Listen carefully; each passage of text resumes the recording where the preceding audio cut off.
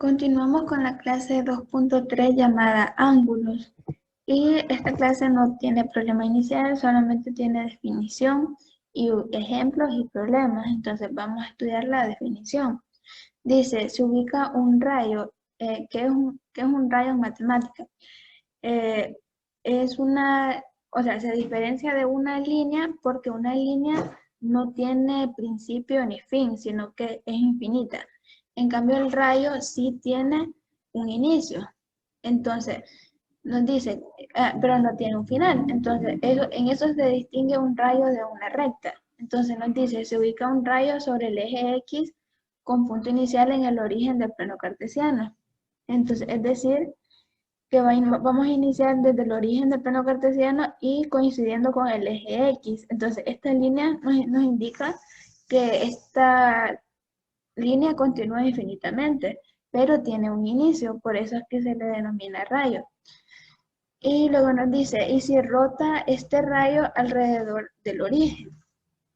Entonces, a la abertura entre el rayo inicial y el final se le llama ángulo. Entonces, este sería el rayo inicial y este sería el rayo final. Entonces, a la abertura que hay entre ambos rayos se le llama ángulo. Y al rayo inicial se le llama lado inicial. Y al rayo final se le llama lado terminal del ángulo. Se dice que un ángulo está en posición estándar si su lado inicial está sobre el lado positivo del eje X. Es decir, de que el lado inicial va a coincidir con las X positivas, no con las X negativas, sino que con las positivas. Luego nos dicen, y su vértice sobre el origen, es decir, sobre las coordenadas 0,0. Luego nos dice, un ángulo debe medirse en grados y cada grado resulta de dividir una circunferencia en 360 partes iguales, siendo cada parte un grado. Es decir, de que como sabemos que una circunferencia tiene 360 grados, entonces un ángulo puede medir cualquier cantidad de grados, incluso más que 360, y creo que en clases posteriores lo vamos a estudiar. Entonces, si un ángulo se genera mediante una rotación en el sentido antihorario, será positivo. Es decir, acá esta flechita nos indica que el ángulo va girando en sentido antihorario, es decir, del lado contrario a lo que giran las agujas del reloj. Entonces, nosotros podemos observar el sentido con el que las horas del reloj corren, entonces, que lleva un sentido como similar a este. Entonces, el lado contrario, o sea, el sentido contrario a ese movimiento, en los ángulos se representa como ángulos positivos. Y una rotación en sentido horario, es decir, como guiándonos por las agujas del reloj, se genera un ángulo negativo. Dependiendo en qué cuadrante esté el lado terminal del ángulo, se dice que el ángulo es de dicho cuadrante. Por ejemplo, acá, el lado terminal se encuentra en el primer cuadrante. Entonces, se diría que este ángulo pertenece al primer cuadrante. Y tenemos el siguiente ejemplo, pero primero vamos a leer esto. Cuando se construye el plano cartesiano se obtienen 4 secciones, a las que se les llama cuadrantes, y se enumeran a partir del cuadrante superior derecho y en sentido antihorario. Por ejemplo, este es el primer cuadrante, este sería el segundo, tercero y cuarto. Así, esos son los nombres que reciben.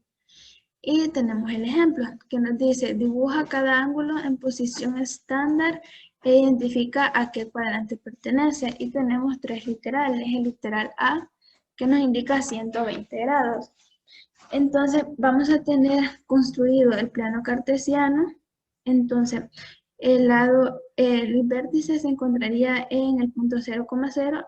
El lado inicial coincidiría con las X positivas y vamos a poner el transportador de esta manera, coincidiendo acá en 0 y acá también en 0, y vamos a medir, como el ángulo es positivo, lo vamos a medir en sentido antihorario. Entonces, acá estaría 120 grados, entonces este sería su lado terminal. Como el lado del cuadrante, 120 grados pertenece al segundo cuadrante.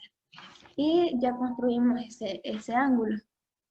Ahora el literal B nos dice menos 70 grados. Entonces, vamos a tener el plano cartesiano, igual el vértice estaría en 0,0, el lado inicial en las X positivas y aquí es de tener la estrategia de usar el transportador correctamente. Acá lo vamos a ubicar de esta otra manera. Y vamos a calcular 70 grados a partir de acá hacia acá en sentido horario. Entonces acá estarían 70 grados. Y acá nos dice, para graficar este ángulo, como va en sentido a las agujas del reloj, por ser negativo, se coloca el transportador hacia abajo y se marcan 70 grados. Como el lado final está en el cuarto cuadrante, menos 70 grados pertenece al cuarto cuadrante, porque el lado terminal está en este cuarto cuadrante. Y el literal C nos dice menos 150 grados.